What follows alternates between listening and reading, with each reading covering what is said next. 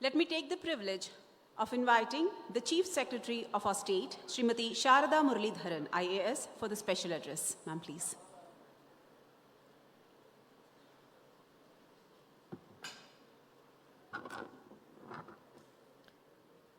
Dignitaries on and off the dais. That's a tough act to follow. So I'll have to figure out what is it that I say. You would have noticed the MP, Mr. Tharoor, Dr. Tharoor and me having a conversation up on stage before the formal proceedings began. So I was mentioning that I had been to Davos and also that it was an eye-opening experience. And he said, what was eye-opening about it? You know, the thing is, it is not, seeing world leaders coming together on the stage that was eye-opening. It was about making a pitch for Kerala and realizing that you believed in it. Because, like many others, despite the experience of being in this state, there is this big narrative of how Kerala as a state is fairly lethargic on the investment front. It doesn't have the inherent strength to reel in investment.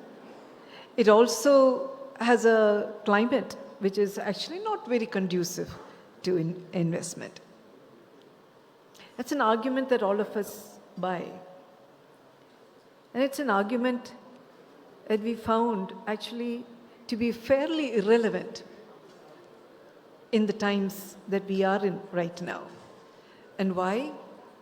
Yes, we were talking, we mentioned about the fact that if you look at the achievement of the Sustainable Development Goals, Kerala has been for the last 4 years topping the country. In the HDI, Kerala again is the topper in the country, again consistently the topper.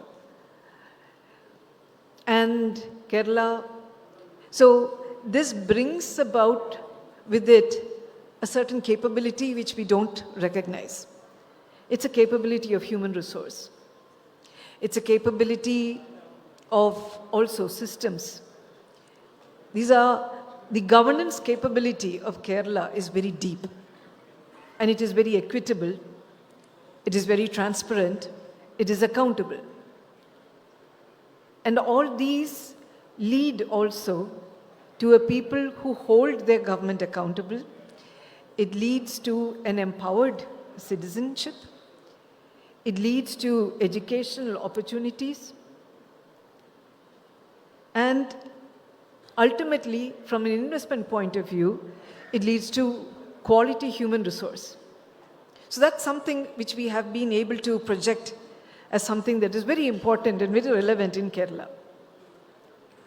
Now, why was this an eye-opener to me? It was like, yes, we talked about, we've got all this, and on the other hand, we also talk about climate resilience.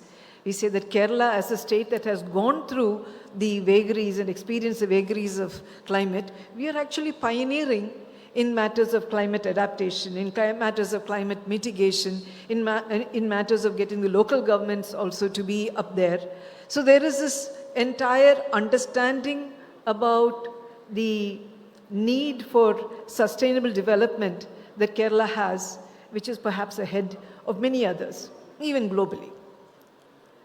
And it's not just that. So that reflects, in solarization, we come to be now the second most solarized state in the country behind Gujarat. We are coming out with our green hydrogen policy. We've got the Hydrogen Valley project going. We have, as far as carbon sequestration is concerned, we are again way ahead in terms of understanding how to do this and where to focus on. And areas which we have thought ourselves as being fairly behind, transport infrastructure. We suddenly find ourselves in a position of saying, you know what? We have 4 international airports. You know what? We've got 3 major road networks crisscrossing, going up and down a state which is very long in its positioning. And also, we've got the single transshipment container port of the country. And that port is actually so close to the west coast, west-east channel, to the international communication lines. So we find that suddenly there are many pieces of the puzzle that are coming together. One other very interesting piece, and this was a question that was asked: how is it that Kerala shot to the top of business reforms? How did we top the country in ease of doing business? It was a shocker to everyone, Kerala included. And the main reason for that, and let me unbundle what this means. It means that we have been doing extremely good in bringing down the compliance requirements for business. It means that we have been extremely good in bringing in, reducing procedures and easing the simplifying procedures and making them accessible. It means that we have been extremely good in making this all online and untrammeled by human discretion and obduracy. You find that the digital infrastructure that the state has created, the digital systems that the state has created, have stood it in great stead. Today we can proudly state and contest to be perhaps the most digitized state in the country. And I mean it in a very basic way. There is no village government in Kerala that doesn't do its work online. Every single Gram Panchayat village in the state actually has its own, has a complete system in which the work is done online, services are rendered online, and these services can be accessed anywhere by anybody. International citizens of Kerala can, just in a click, they can look at getting their services done. This is something unique to Kerala. You will also find that the digital, we don't top in just in literacy. We top in digital literacy as well.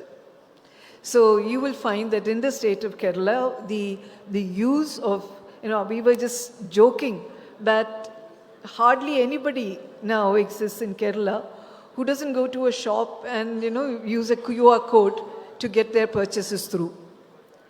This perhaps, the density with which we are doing this might be unmatched anywhere. So that also is an interesting take in terms of how we look at positioning the state. And not just that, and this was pretty much of an eye-opener. We knew that we've been talking about centers of excellence that are coming up in the state of Kerala. But the staggering nature of how futuristic R&D institutions are coming up in Kerala is something that needs to be recorded. Be it in bio, be it in graphene, be it in life sciences, be it in medtech, you will find, be it in deep tech, be it as far as the technological university is concerned, the digital university is concerned, we find that there are huge areas in Kerala in which R&D is cutting edge and it is fascinating. So when we, at Davos, when we talk about what is the main theme of Davos, which was about collaboration for the intelligent age. And you find that everything is coming together. The logistics is coming together, the digital infrastructure is coming together, the policies are coming together, the sustainable agenda is coming together, the knowledge is coming together. And it is not like Kerala is therefore in a position to compete or requires to compete with other states, which have perhaps much more land and much more infrastructure. But Kerala is in a position to compete and to excel in the future. What it is that we are going to do in the future, you will find all of that in Kerala. The Kerala Startup Mission and the startup ecosystem is widely regarded, and this has nothing to do with national indicators, international indicators, or also saying that the Kerala startup ecosystem is among the better and the best, certainly in the Asia region, but perhaps globally as well. Now, when you have put this all together, what you are seeing is that Kerala is a promise. Kerala, it is high time that Kerala broke loose of all the stories and the narrative that have kept it down as far as investment is concerned. The world is interested. Deep tech is interested. That is something that we found in Davos, that India is interested, that everybody is looking to Kerala as the opportunity of the future. We are the future. And Vizhinjam Transshipment Port is a very big part of it. Thank you.